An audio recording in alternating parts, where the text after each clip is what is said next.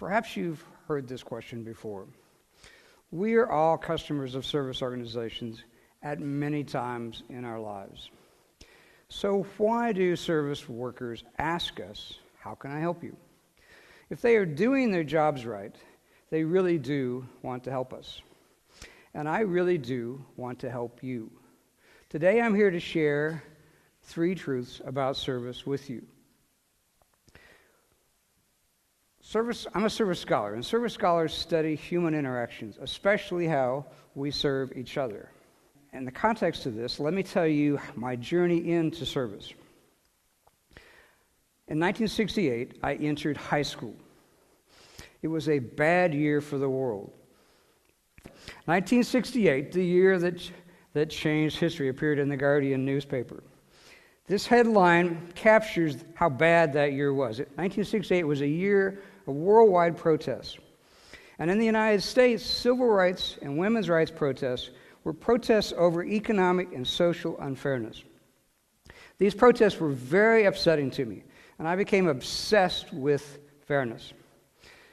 Late in 1968, astronauts circling the moon took this famous photo, Earthrise, of Earth from space, the first photo ever taken of space. It popularized the metaphor Spaceship Earth. You might say this is when humanity took its first selfie. I've always liked the name Earthrise and this partial view of Earth. It makes me wonder, can we, the people of Earth, rise? Can we rise to fairness by helping each other? Ever since 1968, seeking fairness has been my personal quest. I went to college seeking education that would help me learn to solve fairness problems. And in college, I learned about 3 stages of economic progress, starting with an agricultural stage. The agricultural stage was when growing food dominated the economy. It was followed by an industrial stage when manufacturing things dominated the economy. And then shortly after World War II, the service economy emerged when the majority of the money spent in the gross domestic product was money spent on services. By the 1970s, the growth of the service economy led to the creation of the service research field, and I became one of the early service scholars. I knew that unfairness was a common problem in services, and I wanted to help. Here's a partial list of what we've studied in service research. We've studied education, healthcare, finance, hospitality, travel, and entertainment.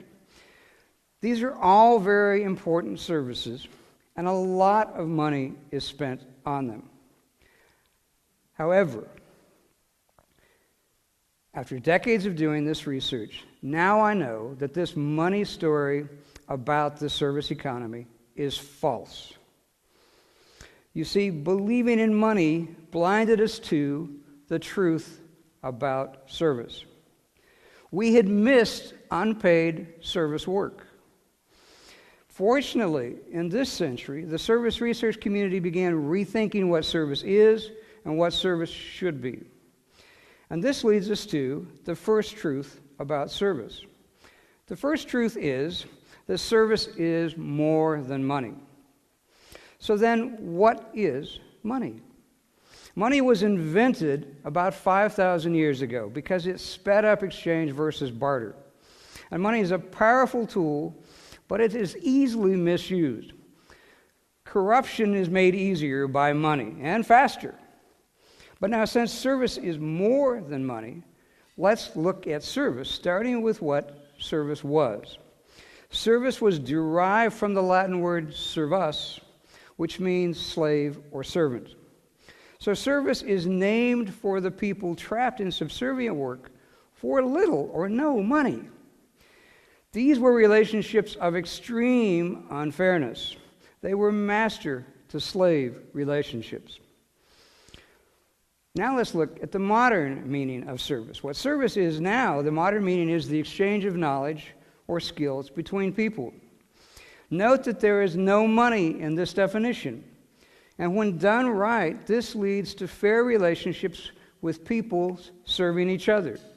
These are human with human relationships.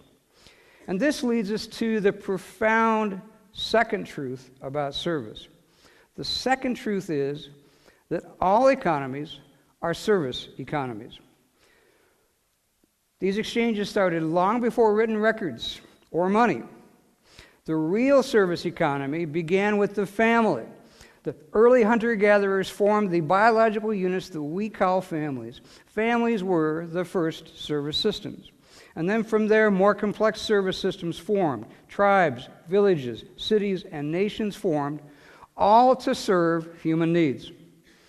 Unfortunately, unfairness grew as complexity grew.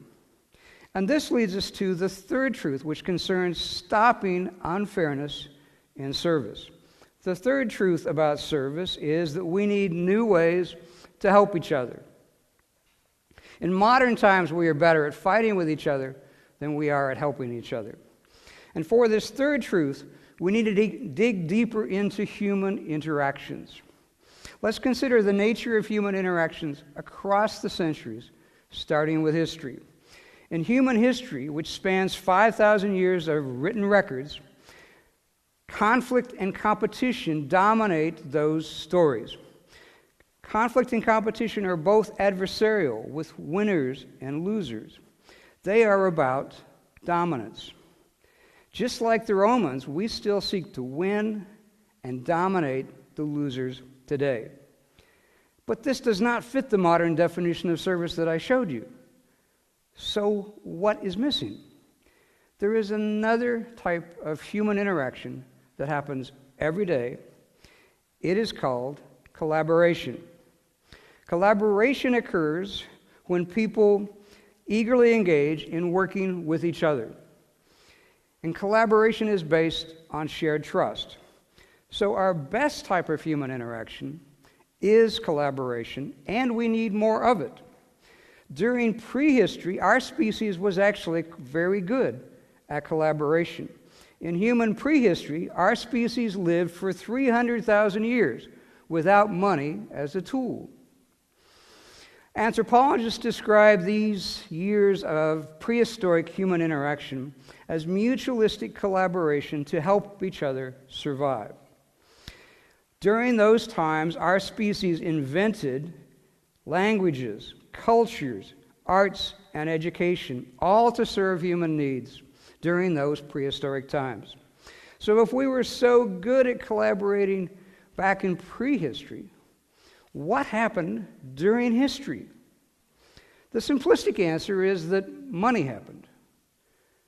But a better answer is that complexity happened. As a species, we struggle to cross the collaboration threshold from prehistory to history caused by complexity. We evolved to be great at collaboration in small-scale ways such as families, tribes, and villages, but we struggle with unfairness problems in cities and nations because as complexity grows, we struggle with it. Complexity makes it harder to agree and easier to fight. With more than 7 billion people on planet Earth, and most of us living in cities, our species won't survive if we don't find new ways to help each other.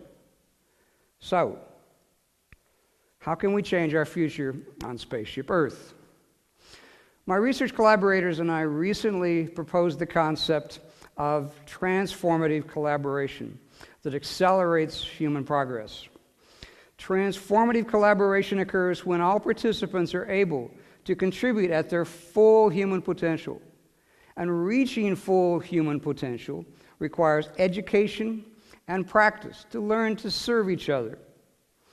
So, where do we start? We must start where unfairness is the greatest. We need service designed for fairness. We must stop excluding less powerful humans, such as women, minorities, the poor, and refugees.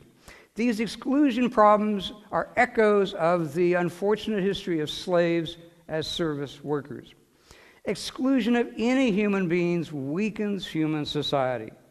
Instead of exclusion, we need to design for inclusion. And to design for inclusion should start with education, because education is the most powerfully transformative service our species has ever invented. And education is an investment in human potential.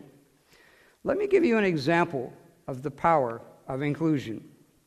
In the story of the discovery of the service economy that I told you earlier, I left out a key detail. Here it is. In the second half of the 20th century, American women joined the paid workforce in record numbers. Most of them took service jobs. It was women getting paid to work that led to the discovery of the service economy. How did women get those jobs? They were better educated than any previous generation of American women. Yes, they were paid less than men for the same work, and yes, that is still a problem today. Nonetheless, education is the first step to inclusion, and there are many more steps to serving each other fairly. Human inclusion should be the moral foundation of service systems on Spaceship Earth. Inclusion is fairness. Finally, there is one easy task to ask each of you to do. Whether you are doing paid or unpaid work, we are all service workers. If we, the people of Earth, work together, we can rise together. Service is helping each other. Helping is the beginning of fairness, and helping each other feels good too. Practice asking, like I do, how can I help you? Thank you.